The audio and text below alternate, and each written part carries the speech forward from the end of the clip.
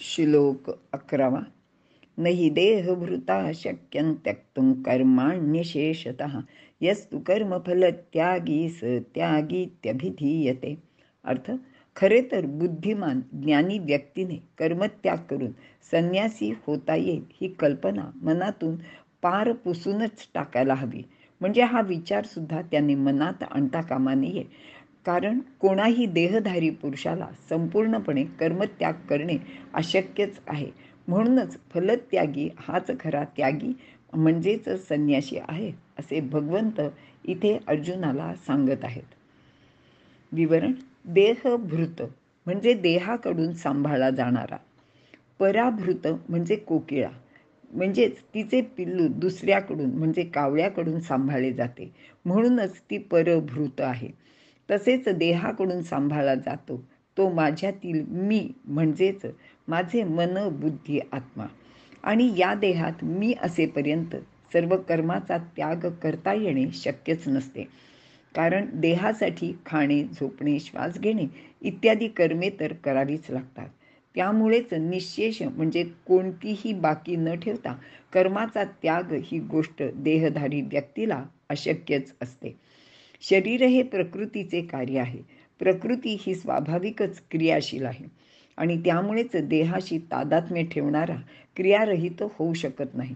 माणूस यज्ञ, दान, तप, व्यवसाय, अध्ययन इत्यादी कर्माचा त्याग करेल, पण वर सांगितल्याप्रमाणे चालणे, फिरणे, खाणे, झोपणे इत्यादी क्रिया तर त्याला कराव्याच लागतात.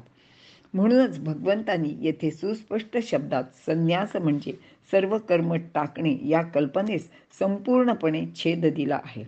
त्यांना ही गोष्ट मान्यच नाहीये. तथाकथित भगवी वस्त्रे परिधान करून कर्मसन्यास करू इच्छिणारे देहधारीच असतात आणि देहधारणेसाठी त्यांना भिक्षा तरी मागावीच लागतात. अशा वेळी हे संन्यासी लोक यातून पळवाट काढतात व म्हणतात की भिक्षा मागणे हे लोकव्यवहारात कर्म समजले जात नाही. शास्त्राप्रमाणे ते कर्मसुद्धा नाही आणि भगवंताला मात्र असा पळपुटा युक्तिवादच मान्य नाही. कारण भगवंताला संन्यासातील निष्क्रियता मान्य नाहीये. तसेच कर्मयोगातील फलासक्ती पण मान्य नाही. त्यांनी कर्मयोगातील कर्माचा आणि संन्यासातील फलत्यागाचा स्वीकार केला आहे. म्हणजेच कर्मयोगात संन्यासाचा प्रवाह आणला आहे.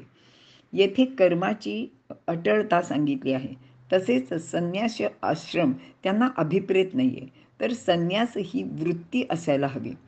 संन्यास वृत्ती म्हणजेच अलिप्तता, अनासक्ती आणि निष्कामता. यामध्ये कर्मशीलता आवश्यकच मानलेली आहे. ते अज्ञानाचे लक्षण नाही. उलट कर्मातील कौशल्याला भगवंत योग असे म्हणतात.